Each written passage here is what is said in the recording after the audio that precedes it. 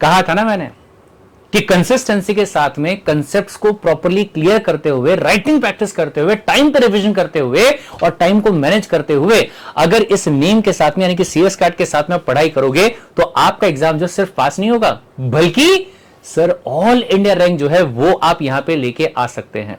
तो here we go guys, आप सभी के सभी लोगों के सामने प्रेजेंट है सीएसडब्ल्यूटी के न्यू पैटर्न में सबसे पहला ऑल इंडिया रैंकर और वो भी सीएस कार्ड इंडिया से। पेश है आप सभी के सामने Gungun, the all India ranker 1, जिसने की लॉ के अंदर 90 मार्क्स जो है वो लेके आई है। लॉ के अंदर 90 मार्क्स लेके आई भाई साहब, कैन यू इमेजिन दैट। और बाकी जो सब्जेक्ट्स आपके उसमें भी अमेजिंग स्कोर जो है वो यहां पे क्या है, अकाउंट्स में भी 88 मार्क्स जो है वो यहां पे लेके आई है। तो चलिए फटाफट से इंटरव्यू करते हैं गुनगुन के साथ में और समझते हैं कि कौन सी ऐसी चीजें हैं जिसको हमें ध्यान में रख के चलना चाहिए ताकि हमारा जो एग्जाम है वो एकदम बढ़िया तरीके से पास हो जाए और हम भी अगली बार ऑल इंडिया रैंक जो है वो यहां पे लेके आए। मिलते हैं इंटरव्यू में। चलिए भाई साहब, so very good morning, good afternoon, good evening to all of you. Praveen Chaudhary यानी कि आपके पीसी बाबा का आप सभी लोगों को वापस से तहे दिल से नमस्कार। तो भाई साहब ये देखिए जरा हमारे सामने कौन बैठा है, कौन बैठा है, कौन बैठा है, कौन बैठा है। सब बोले मैं तो बस एक गुनगुन नाम की छोटी सी लड़की हूं। नहीं, कल तक ये गुनगुन नाम की एक छोटी सी लड़की जरूर हुआ करती थी, लेकिन आज ये ऑल इंडिया रैंकर है और वो भी नंबर 1 वाली। तो गुनगुन बहुत बहुत बधाई हो बेटा आपको कि आपने सीएसडब्ल्यूटी जो कि सबसे पहले वाला पड़ाव है इसमें आपने ऑल इंडिया रैंक 1 जो है वो लाने का काम किया। बहुत बहुत बहुत बहुत बधाई हो। कैसा फील हो रहा है? Thank you sir. कैसा फील हो रहा सर है? बहुत अच्छा लग रहा है। मैं feeling amazing, feeling on the 9th cloud, not only on the 7th, right? Yes sir, sir unexpected एकदम हुआ ये। ओके मैंने भी जैसे ही वहां पे इस पे देखा ना, मैंने वहां पे मैं कहा ये पहला जो नाम है वो कहीं ना कहीं देखा देखा लग रहा है, बट थोड़ा सा कंफ्यूज था। लेकिन फिर उसके बाद में जैसे ही तुम्हारा मैसेज वहां पे देखा, मैसेज आया हुआ था कि सर मैंने ऑल इंडिया रैंक जो है वो हासिल किया है, वो भी पहले नंबर का। तो फिर कंफर्म हो गया कि क्या बात है, बहुत ही बढ़िया, बहुत ही बढ़िया।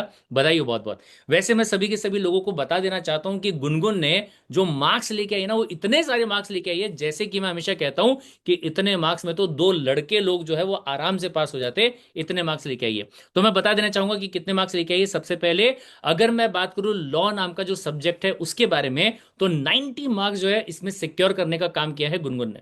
सेकंड अगर बात करेंगे तो बिजनेस कम्युनिकेशन जो उसमें 91 मार्क्स लेके आई है। फिर उसके बाद में अकाउंट्स के अंदर 88 मार्क्स जो है वो सिक्योर किए हैं। और इकोनॉमिक्स जो है उसमें भी एग्जाम्शन आ जाता है, 1 मार्क्स से एग्जाम्शन जो वो रह गया।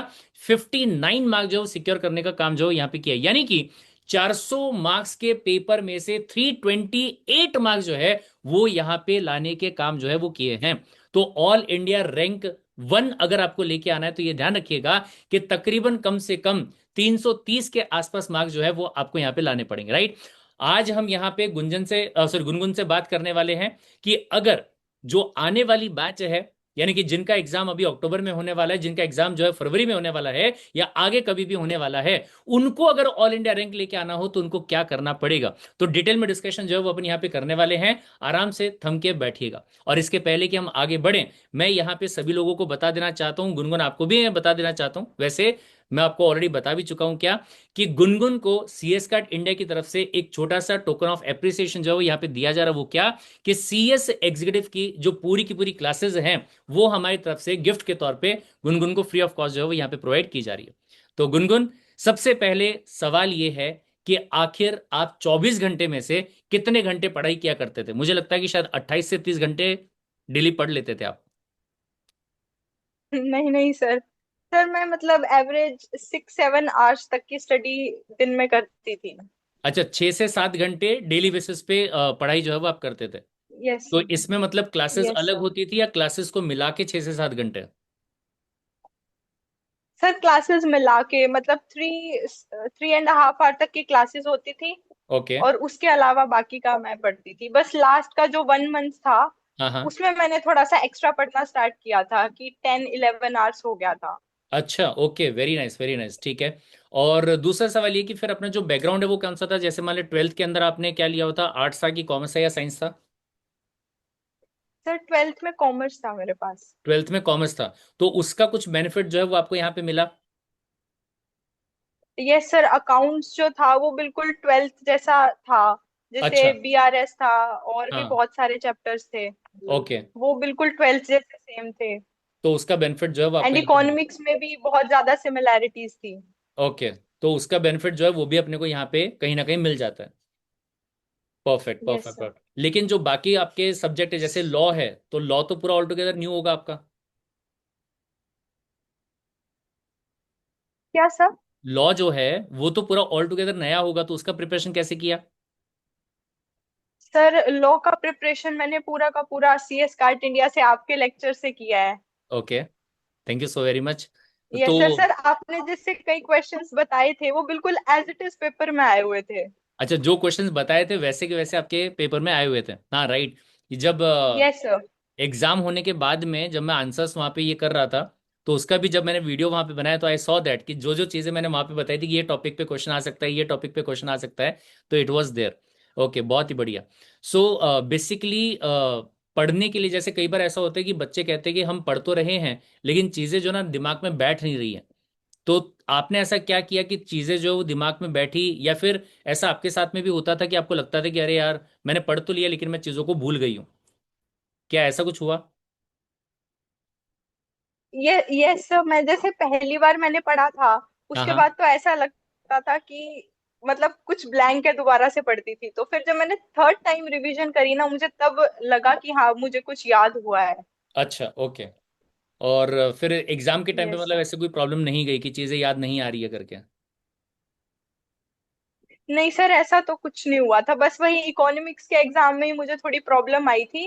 हाँ हाँ। ऐसे लग रहा था जैसे याद नहीं है, और उसी में ही मेरे मार्क्स जैसे बाकियों कम से आए हैं। कम आया है। ओके ओके ठीक है। अच्छा, दूसरा यस। आपने एक चीज नोट किया होगा कि क्लास में ना मैं एक चीज बहुत बार ऐसे बार बार ये चीज बोलता था कि अगर आपको ऑल इंडिया रैंक लेके आना है, अगर आपको एक ही बार में अपना एग्जाम जो है उसको पास करना है, तो पांच चीजें जो कि बहुत ज्यादा इंपॉर्टेंट है। सबसे पहला है कंसिस्टेंसी। दूसरा है कंसेप्चुअल क्लैरिटी जो है उसको लेके आना, यानी कि कंसेप्ट से पढ़ना। फिर राइटिंग प्रैक्टिस जो है उसको करना। फिर उसके बाद में टाइम पे प्रॉपर रिविजन जो है वो करना। और टाइम मैनेजमेंट जो है उसको प्रॉपर तरीके से फॉलो करना। तो इनमें से कौन सी चीजें थी जो कि आप फॉलो किया करते थे, और जो आपको लगता है कि इसकी वजह से मेरे को बेनिफिट जो इसमें मिला? सर सबसे पहले तो कंसिस्टेंसी, कि मैं रोज पढ़ती थी, मतलब ऐसा नहीं है कि एक दिन मन नहीं है तो चलो स्किप कर दिया। हम्म। रोज मतलब मिनिमम 5 आवर्स की स्टडी तो रोज करनी ही करनी है। करनी ही ऐसा करनी होता है। था। डेली बेसिस पे कंसिस्टेंसी यस जो सर। है वो मेंटेन करना कंपलसरी है, ये अपन कह सकते हैं सिंपल तरीके से। तो यस सर। कभी ऐसा बीच में ऐसा बोर नहीं होता था कि यार आज नहीं, बस आज तो मेरा मन बिल्कुल नहीं कर रहा, मैं बिल्कुल भी पढ़ाई नहीं करने वाली हूँ? नहीं सर, होता तो था, बहुत बार होता था। जैसे कोई फंक्शन था या घर हाँ। वाले कुछ कोई घर में आया होता था, उस टाइम पे लगता था कि नहीं अभी पढ़ना नहीं है। ओके। तो बट उसमें से भी टाइम निकाल के पढ़ी हूँ मैं। उसमें से भी टाइम निकाल के पढ़ाई जो है वो करी है। ओके। तो गाइज ये चीज यस बहुत इंपॉर्टेंट है, बहुत ध्यान से नोट कीजिएगा कि अगर आप चीजों को कंसिस्टेंट तरीके से फॉलो नहीं कर रहे हो ना, तो जो हम डिजायर्ड रिजल्ट रखते हैं वो शायद हमारा नहीं आ पाएगा। और नॉर्मली पता है क्या होता है कि जब एक बार आपने कंसिस्टेंसी तोड़ दी ना, तो वो तोड़ने के बाद में फिर दोबारा से उस चीज में आना, ये थोड़ा सा डिफिकल्ट वाला काम जो है वो हो जाता है। ये हम सभी लोग अपने लाइफ में क्या करते हैं, एक्सपीरियंस करते हैं। चाहे पढ़ाई करने की बात करो, चाहे जिम जाने की बात करो, चाहे कोई भी चीज को करने के बारे में बात करो, एक बार कंसिस्टेंसी अगर आपकी टूट गई, तो फिर ऐसे केस में उस चीज को आप दोबारा लाइन पे लाने का काम जो है वो नहीं कर पाते हो। ओके। सो इसके अलावा अगर मैं बात करूं तो क्या ऐसा अलग था जो आप करते थे और आपको ऐसा लगता है कि उसकी वजह से मेरे जो मार्क्स है वो यहाँ पे अच्छे आए हैं, या फिर मेरे को ऑल इंडिया रैंक जो है वो आया है? क्या स्पेशल क्या करते थे? सर मुझे ऐसा लगता है कि राइटिंग प्रैक्टिस मैंने की है लास्ट के 1 मंथ में, ओके बिल्कुल अच्छे से। मतलब लास्ट के 1 मंथ में मैं हर रोज 2 या 3 क्वेश्चंस प्रैक्टिस करती थी। Okay nice. Yes sir. 2 से 3 मतलब क्वेश्चन उससे जो है। पहले तो मैंने राइटिंग प्रैक्टिस नहीं करी, बट हम्म। लास्ट के 1 मंथ में मैंने पूरे अच्छे से किया है। अच्छा, लास्ट के 1 मंथ में प्रैक्टिस जो है वो अच्छे से किया। Perfect perfect. यस और सर। रिवीजन जो है वो दिन में कितनी बार कर लिया करती थी? मतलब दिन में नहीं, सॉरी, एग्जाम होने के पहले रिवीजन जो है कितनी बार किया होगा? सर एग्जाम से पहले मैंने 3 टाइम्स रिवीजन की थी, एंड एग्जाम के टाइम पे फोर्थ टाइम हो गया था। अच्छा, एग्जाम के टाइम पे फोर्थ टाइम रिवीजन जो है वो किया। Perfect perfect, very yes good. Sir. और फिर उसके अलावा जैसे एमसीक्यूज, अब अगर मैं लॉ के बारे में बात करूंगा, तो लॉ में एमसीक्यूज जो है वो बहुत ज्यादा थे, तो उसका प्रिपरेशन फिर किस तरीके से किया? सर लॉ के लिए तो मैंने आपके लेक्चर्स देखे थे, और आप जो भी जैसे अंडरलाइन करवाते थे कि ये वाला एग्जाम में आ सकता है, तो मैं हम्म। उसको बुक में ही मतलब स्टार मार्क कर लेती थी। ओके। और एग्जाम से पहले मैं वही स्टार मार्क्स वाले क्वेश्चंस जैसे पढ़ के गई थी। हाँ। और जो क्या? आपने चैप्टर्स इंपॉर्टेंट बताए थे मेनली मैंने उनको स्टडी किया था सबसे पहले अच्छा। लॉ के लिए तो। Perfect perfect. यस। और जो आपको लॉ के लिए जो आपको ये दिए हुए थे, क्या कहते हैं इस चीज को, जो ऐप के ऊपर आपको एक्सेस दिया हुआ था, तो उसको आपने किया था? मतलब एमसीक्यूज जो दिए थे, इजी वाले, मॉडरेट वाले और टफ यस सर वाले? जब मैंने यस सर मैंने जब थर्ड टाइम रिवीजन करी थी मैंने तब वो सारे के सारे एमसीक्यूज किए थे। ओके। तो वो हेल्पफुल रहे आपके लिए? यस सर वो भी बहुत ज्यादा, पहले मैं बेसिक लेवल का करती थी, फिर मॉडरेट लेवल का, और फिर सबसे बाद में जो हाई लेवल का होता था। Okay okay, perfect perfect. ठीक है। और इसके अलावा अगर मैं बात करूंगा तो मतलब तुमने ट्वेल्थ करने के बाद में ये किया, मतलब बीकॉम जो उसका भी साथ में चल रहा था या कैसा? यस सर मैंने बीकॉम रेगुलर की है साथ में। तो उसमें प्रॉब्लम नहीं क्रिएट हुई कि अभी मैं बीकॉम की पढ़ाई जो है उस पर ध्यान दूं, या फिर मैं सीएसडब्ल्यू की जो पढ़ाई है उस पर ध्यान दूं?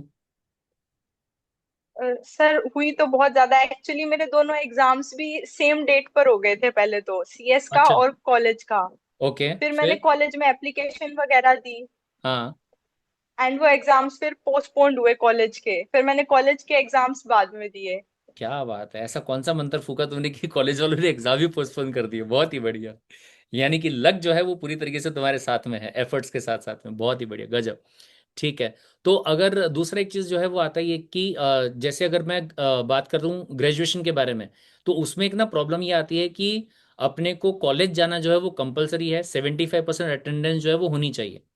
तो वो सिचुएशन के साथ यस में सर। फिर अपने पढ़ाई को किस तरीके से मैनेज किया, क्लासेस को कैसे मैनेज किया?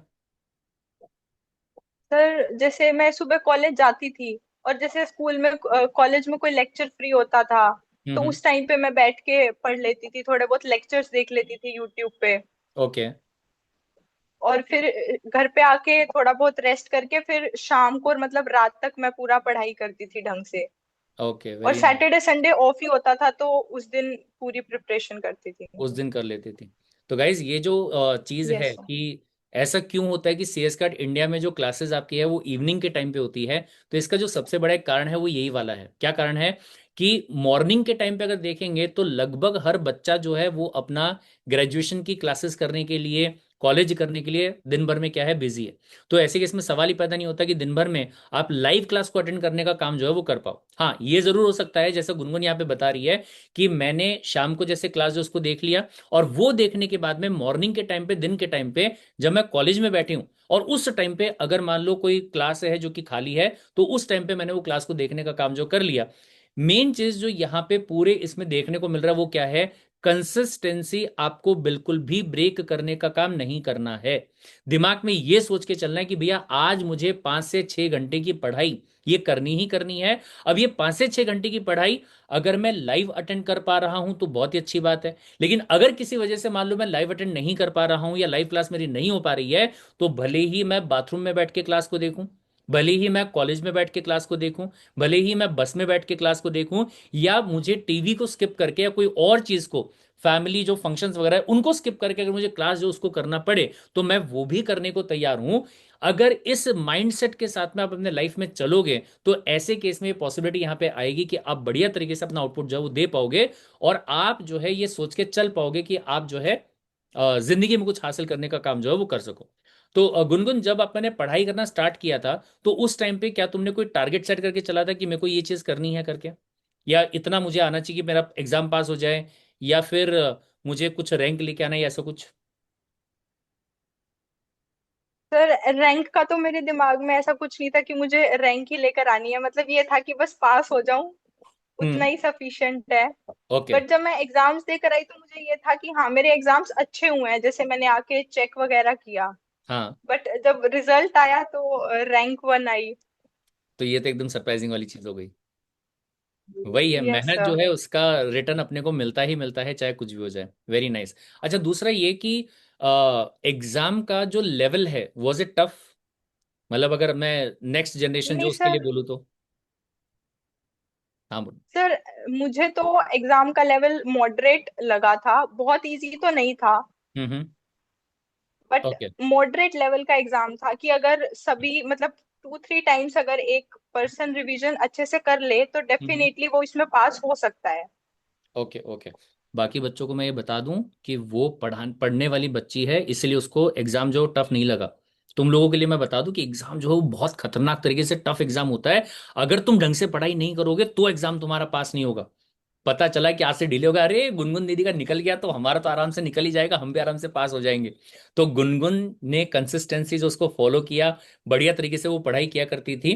तो जब वो एग्जाम देने गई तो उसको समझ में आया कि हाँ ठीक है, एग्जाम जो है इतने लेवल पे अगर पढ़ाई करिए तो अपने को इजी एग्जाम जो है वो लगेगा। लेकिन अगर आप ये सोच के बैठ जाओगे कि मैं पढ़ाई ही नहीं करूंगा और जाके एग्जाम देके आ जाऊंगा, तो हो सकता है कि आपका एग्जाम जो पास नहीं हो। तो ये ध्यान रखिएगा, राइट। चलिए, इसके अलावा गुनगुन कोई ऐसी एडवाइस जो है देना चाहो कि भैया ये चीजों पे अगर आप फोकस करोगे तो आपका एग्जाम जो है वो बढ़िया तरीके से पास हो सकता है, ऐसी कोई भी एडवाइस? यस। सबसे पहले तो कंसिस्टेंसी एक होनी चाहिए कि रोज पढ़ना ही पढ़ना है। ओके। ऐसा नहीं है कि कल पढ़ूंगा कल पढ़ूंगा, वही प्रोक्रेस्टिनेशन नहीं होना चाहिए। क्योंकि और कल तो भी दूसरी आता ही चीज नहीं। आती है कि राइटिंग प्रैक्टिस बहुत जरूरी है, क्योंकि ओके एग्जाम के टाइम पर जब वो लास्ट टाइम पे राइट मतलब एग्जाम पूरा नहीं हो पाता ना, तो उस टाइम पे बहुत ज्यादा टेंशन हो जाती है।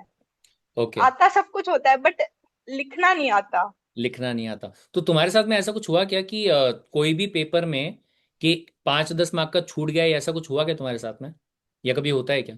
नहीं सर, मैंने सारे एग्जाम्स ऑलमोस्ट 100 मार्क्स के ही पूरे अटेम्प्ट करे थे, बस अकाउंट्स के एग्जाम में मैंने 2 मार्क्स का छोड़ा था। ओके। तो बाकी टाइम सब नहीं में मैंने बचा था 100 इसलिए या मार्क्स का अटेम्प्ट कैसा? किया था। नहीं सर, वो टाइम तो बचा था बट मुझे वो कंफ्यूजिंग था, वो मुझे आ नहीं रहा था इस वजह से। Okay okay okay. नाइस, ठीक है। तो यस। अल्टीमेटली जहां तक मतलब पूरा जो ओवरऑल चीजें हैं समझ में आई है वो ये है कि अगर आप अपने एग्जाम को एक ही बार में पास करना चाहते हो तो जो जो चीजें आपकी यहाँ पे इंपॉर्टेंट होगी वो रहेगा पॉजिटिव माइंडसेट। अगर आपका पॉजिटिव माइंडसेट नहीं है तो फिर ऐसे केस में आप अपने एग्जाम को शायद पास नहीं कर पाएंगे, और शायद ऑल इंडिया रैंक जो है वो तो बिल्कुल भी हासिल नहीं कर पाएंगे। तो अपने आप के बारे में, अपनी मेहनत के बारे में आपको पॉजिटिव सोच के चलना जो है वो बहुत ज्यादा जरूरी है। गुंजन, कभी दिमाग में ऐसा थॉट आता था क्या कि अरे यार पता नहीं मैं पास हो भी पाऊंगी या नहीं हो पाऊंगी, या पहले दिन से ऐसा था कि बाकी कुछ हो ना हो पर इतना कंफर्म है कि मैं आने वाला एग्जाम जो उसको पास कर लूंगी? नहीं सर, ये तो होता ही था कि पास, क्योंकि मैंने अब तक 12th तक के एग्जाम्स दिए और सभी यही कहते थे कि 12th तो बहुत इजी हो जाती है, हाँ। आगे प्रोफेशनल लेवल के एग्जाम्स में डिफिकल्टी बहुत ज्यादा बढ़ती है। तो ओके ये तो होता ही था कि पता नहीं मैं पास होंगी या नहीं होंगी। ओके। रिजल्ट देखने तक भी मुझे था कि कहीं मैं फेल ना हो जाऊं। राइट। वो दो चीजें होती है, कैसा होता है, सबसे पहली बात तो ये कि जब हम मेहनत बहुत कर लेते हैं ना तो हमारी एक्सपेक्टेशन जो होती है वो बहुत हाई हो जाती है। और जब एक्सपेक्टेशन बहुत हाई हो जाती है तो फिर डर जो है ना वो बैठ जाता है दिमाग में कि बाय एनी चांस अगर नेगेटिव रिजल्ट आ गया, तो ये जो नेगेटिव बोलने वाले लोग थे ना कि प्रोफेशनल लेवल जो है वो थोड़े से हार्ड होते हैं, उसमें क्या पता ना ही कर पाए, ये ना हो पाए, वो ना हो पाए, तो उनको क्या जवाब देंगे, ऐसा दिमाग में थॉट जो है वो आ जाता है। राइट। Yes sir. तो उसके वजह से अच्छा, दूसरी बात ध्यान रखना, अभी इसके बाद में जो अपन अगले पड़ाव पे चल रहे हैं ना, तो ये पड़ाव पे एक सबसे इंपॉर्टेंट बात ध्यान रखना कि अगर कोई भी बंदा तुम्हारे आसपास में है जो तुमसे ये कहे हाँ अभी तक तो चिल्लर था, अब इसके बाद में ऊपर जाएंगे तो बोले पता चलेगा तुमको कि क्या होता है सीएस, क्या होता है कंपनी सेक्रेटरी, तुमसे ना हो पाएगा, ऐसे बंदे को लाइफ से सीधा कट। मतलब उस इंसान से बात ही मत करना। कब तक? जब तक कि तुम्हारी सीएस की डिग्री तुम्हारे पास में ना आ जाए। क्योंकि कैसा होता है कि लोग जो है ना, मतलब लोगों का थॉट प्रोसेस जो है वो नेगेटिव वाला ही होता है, और लोगों को बिल्कुल खुशी नहीं होती ये वाली चीज देख के कि अरे बंदी क्या हो गई है, पास हो गई है, ऑल इंडिया रैंक आ गई, ये देख के तो और खुशी नहीं होती है। तो अगर कोई भी बंदा तुमको ये कहे कि इसके बाद में अगला जो पड़ाव है ये तुम्हारे बस की बात नहीं है, यहां तक तो चल ठीक है, छोटे बच्चों का काम होता है, निकल गया सो हो गया, तो ऐसे सारे के सारे लोगों को क्या कर देना, अपने को दरकिनार करने का काम जो कर देना। बाकी जो लोग हैं वो भी इस बात को ध्यान रखिएगा कि हमें सबसे पहले सबसे इंपॉर्टेंट चीज जो है वो ये है कि पॉजिटिव माइंडसेट जो है वो लेके चलना है। जिंदगी में जहां तुम नेगेटिव होना स्टार्ट हो जाओगे, तो चाहे कितनी भी मेहनत करने का काम कर लो, सवाल ही पैदा नहीं होता कि तुम्हारा रिजल्ट जो है वो पॉजिटिव आ जाए। सवाल ही पैदा नहीं होता, ठीक है। दूसरी बात, क्या सिर्फ पॉजिटिव माइंडसेट रखने से काम हो जाएगा? Answer is no. Positive mindset रखने के साथ साथ में जरूरी है कि हमें उस डायरेक्शन में मेहनत जो वो भी करनी पड़ेगी। और सिर्फ मेहनत नहीं, जैसे गुनगुन ने यहाँ पे कंसिस्टेंट तरीके से मेहनत करने का काम किया है, हमें वो वाली मेहनत करनी पड़ेगी। चाहे कोई भी हर्डल क्रिएट हो, चाहे कोई भी फंक्शन आ जाए, चाहे कोई भी और मतलब इश्यूज आ जाए, बीमारी हो गई या कोई और चीज हो गई, बुखार आ गया, उसके बावजूद आपकी पढ़ाई में रुकावट जो है वो नहीं आनी चाहिए। एक बात ध्यान रखिए कि आपको अब अपनी जिंदगी में 3 से 4 साल का समय जो है ना, वो एकदम डेडिकेशन के साथ में देना है। नॉलेज को हासिल करना है, नॉलेज को बिल्ड करना है, और ये करने के बाद में एक बार जब आप सीएस को हासिल कर लोगे, तो उसके बाद में करियर जो है वो आपका बहुत बढ़िया तरीके से ग्रो जो है वो होने वाला है। राइट। तो गुंजन, एक लास्ट मैसेज जो भी तुम बच्चों को देना चाहो कि ये चीजें जो इसका फॉलो करो, तो आपका एग्जाम जो बढ़िया तरीके से निकल जाएगा। मैं तो सभी बच्चों को यही कहना चाहूंगी कि मेहनत करो रोज, जितना तुम पढ़ सकते हो उतना पढ़ो। मतलब ऐसा नहीं है कि किताब लेके बैठा रहो और पढ़ा नहीं। चाहे हम्म। तुम 5 आवर्स पढ़ रहे हो दिन में, बट अच्छे से पढ़ो और कंसिस्टेंसी मेंटेन कर कर रखो। और ओके। राइटिंग प्रैक्टिस जरूर करना। Writing yes. प्रैक्टिस जो है वो जरूर करना। तो जैसे कि सीएस का इंडिया हमेशा आपसे कहता है कि 5 चीजें सबसे इंपॉर्टेंट है। कंसिस्टेंसी जो है वो आपकी ब्रेक नहीं होनी चाहिए। जो भी पढ़ोगे रट्टा मार के मत पढ़ो, कंसेप्ट्स को क्लियर करने का काम जो है वो आप यहाँ पे करो। जैसा गुनगुन का कहना है कि सर लॉ के अंदर हमने सारे कंसेप्ट जो उनको अच्छे तरीके से पढ़ने का काम किया, उन पे फोकस जो है वो अपने यहाँ पे रखा।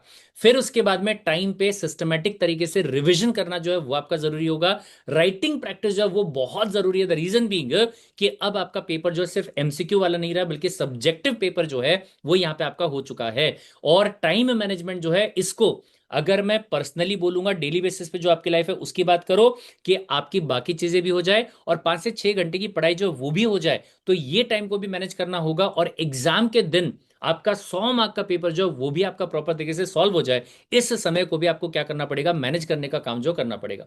तो अगर ये 5 चीजों को आपने प्रॉपरली फॉलो करने का काम कर लिया, तो जैसे आज गुंजन का यहाँ पे ऑल इंडिया रैंकर होने के नाते ये इंटरव्यू जो है वो यहाँ पे हो रहा है, अगली बारी जो है वो आपकी रहेगी।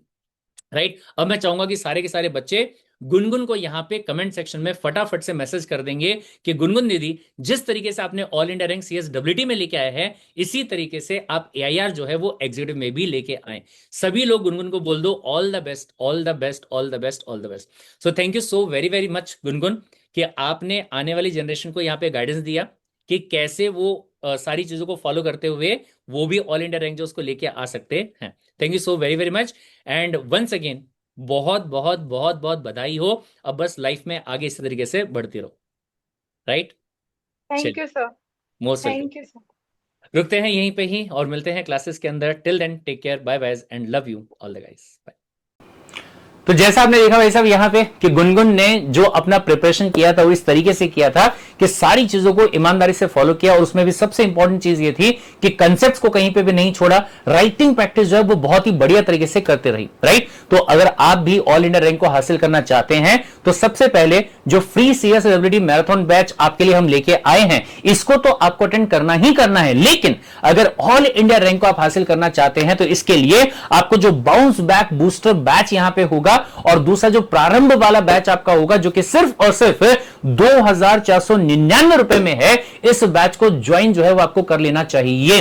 क्योंकि इससे ना ही सिर्फ आपकी राइटिंग प्रैक्टिस होगी, बल्कि आपका बढ़िया तरीके से इवैल्यूएशन जो है वो भी हो जाएगा। आपको यह भी समझ में आ जाएगा कि कौन से टाइप के जो क्वेश्चन है वो आपके एग्जाम में आते हैं, और उनका सही तरीके से प्रोफेशनल वे में आंसर जो है वो किस तरीके से लिखा जा सकता है। So that will be amazing for you people. से कैसे ज्वाइन करना है बैच को, तो इसी वीडियो के डिस्क्रिप्शन के अंदर आपको गूगल फॉर्म का लिंक जो है वो दिया हुआ है।